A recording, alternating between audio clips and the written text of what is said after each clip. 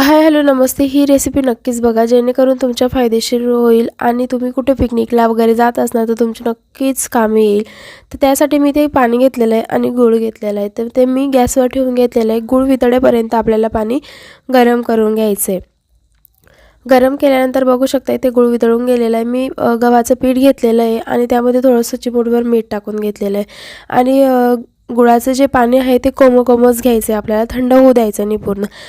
कोमट पाणी मी गाळून घेतलेलं आहे, जेणेकरून गुळामध्ये जे काही घाण असेल, कचरा असेल तो निघून जातो.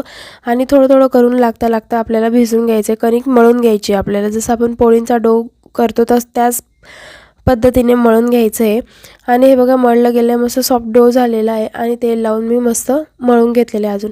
तर इथे छोटासा गोळा घेऊन घेतलेला आहे. पुरी लाटून घ्यायची आपल्याला आणि ती पुरी तळून घ्यायची. तेल मी गरम करायला ठेवलेलं आहे, बघू शकता तुम्ही. आणि मस्त अशा टम्म पुऱ्या फुलतात. तुम्ही